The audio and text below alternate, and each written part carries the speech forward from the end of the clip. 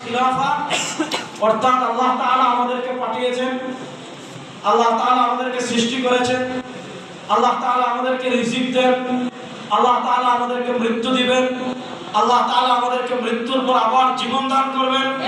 আল্লাহ তাআলা আসমানের মালিক, আল্লাহ তাআলা জমিনের মালিক, আল্লাহ তাআলা চন্দ্রের মালিক, আল্লাহ তাআলা সূর্যের মালিক, আল্লাহ তাআলা সার্বভৌমত্বের মালিক, আল্লাহ তাআলা জমিনের মালিক।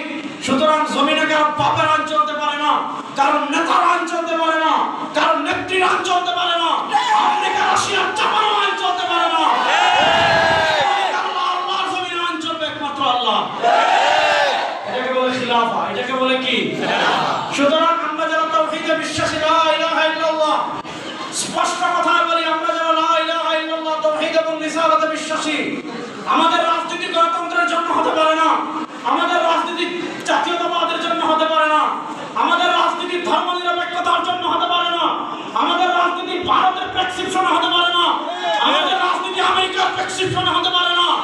আমাদের রাজনীতি হবে আল্লাহর জমিনে কোরআনকে বিজয়, আমাদের রাজনীতি হবে আল্লাহর জমিনে আল্লাহর দ্বীনকে বিজয় করার রাজনীতি। আমরা জাতীয়তাবাদের দালালি করব না, ধর্মনিরপেক্ষতার দালালি করব না। হিসাব একদম সহজ। কোন মুসলমান কখনো ধর্মনিরপেক্ষতার রাজনীতি করতে পারে না, কোন মুসলমান কখনো জাতীয়তাবাদের রাজনীতি করতে পারে না। মুসলমান রাজনীতি করবে আল্লাহর জমিনে আল্লাহর দ্বীন বিজয় করার জন্য। আমার বাসখালীর তারুণ্য আল্লাহর জমিনে আল্লাহর দ্বীন বিজয় করার জন্য প্রস্তুত আছেন? এই বাংলাদেশে 52 বছর আপনারা সেকুলারিজম দেখেছেন, এই বাংলাদেশে 52 বছর আপনারা জাতীয়তাবাদ দেখেছেন, এই বাংলাদেশে আপনারা ধর্মনিরপেক্ষতা দেখেছেন, এই বাংলাদেশে আপনারা কথিত মুক্তিযুদ্ধের পক্ষের শক্তিকে দেখেছেন। মরহুম বিশ্বাস চরমনাই রাহিমাহুল্লাহ বলেছিলেন, শুধু নেতা নয়, নীতির পরিবর্তন চাই। এদেশের নেতার পরিবর্তন অনেকবার হয়েছে, ক্ষমতার পরিবর্তন অনেকবার হয়েছে, চেয়ারের পরিবর্তন অনেকবার হয়েছে।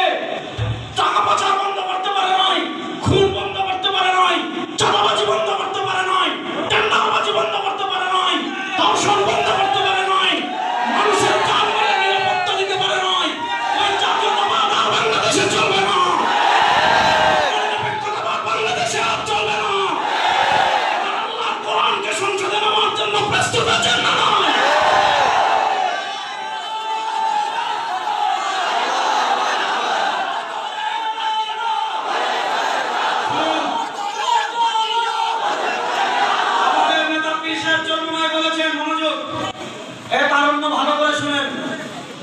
আমার তারুণ্যকে আমি বলে যাচ্ছি, জেনজি ভালো করে শুনেন। আমাদের নেতা পীর সাহেব চরমনাই বলেছেন, এবার ইসলাম দেশ ও মানবতার পক্ষে